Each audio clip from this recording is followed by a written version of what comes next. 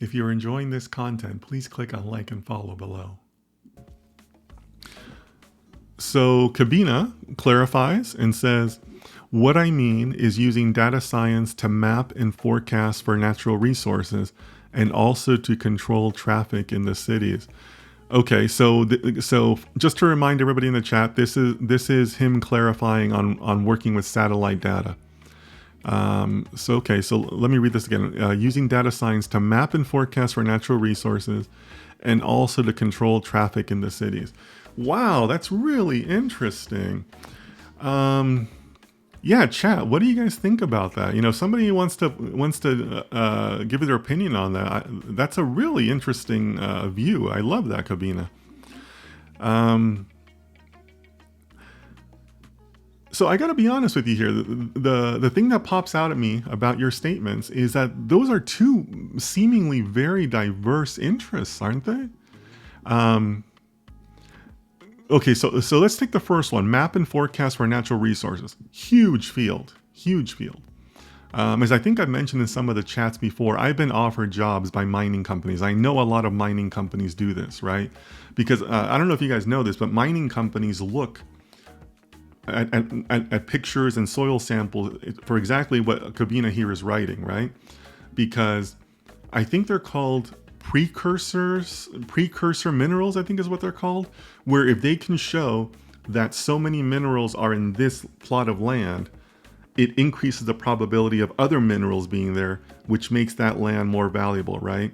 So they don't go looking for gold, they go looking for the precursors to gold, and then that's where they decide where to dig and all that, right? And then on top of that, they narrow it down even further on where exactly within that piece of land, where should the mine itself actually be, right? So that's exactly that's what I'm assuming you're meaning, Kabina. That's what I've seen data science used for. Lots of companies would be interested in that. So I think that's a great field for you to explore, because lots of companies around the world, lots of companies where I live are looking for that. And then the second part you write, and also to control traffic in the cities. That seems so diverse from the first part you're talking about. So is there a reason why you're looking at it at two completely different things like that? And as far as controlling traffic in the cities, that seems really interesting, but that also seems super hard. A few years ago, I worked for a company that specialized in like these big like infrastructure projects, like big road projects and like highways and like bridge overpasses, things like that. And one of the things you learn in that business is that it's so hard to implement a road or a highway or like an intersection, right? And it's hard because the city may own where the intersection is, but the lights might be managed by like a federal agency, so you need federal money from them. And then you have to meet like the national safety standards for like the road markings and like the the barriers on the side and all that. Like there's so many government agencies that go into making one little road. So if you're talking about wanting to control the traffic, I mean, you're going to be dealing with so much bureaucracy just to implement your projects, right? Like I know that as data scientists, maybe we don't care about like the actual like final implementation like that. But man, that's a lot of like red tape and bureaucracy and all that, right? Because just because you can say, hey, my model proves that if we build a bridge here, traffic will be reduced by 20%, right? You could have a model that says that, right? But like, do you know how long it takes to approve a bridge? Like most bridge projects are like 30-year projects, 20-year projects, right? From the very, very inception, right, to actual people using it, it's like a long time, right?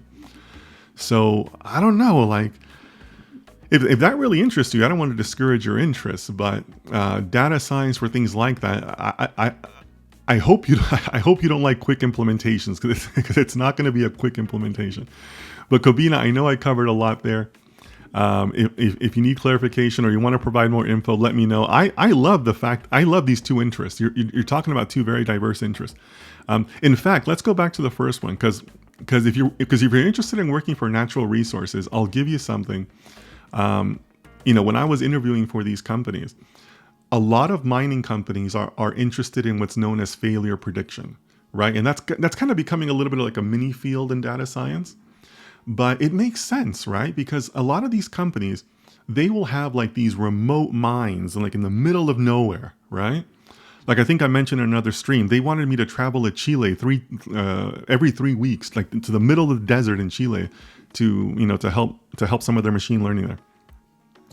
But they're interested because if something fails out there, like a drill or a gear or something, it can take them months to replace it.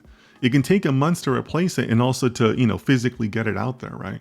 So mining companies are interested a lot in being able to have algorithms that say in 3 months that machine has 90% of probability of failing. So you better start preparing now. You better start getting things out there, right?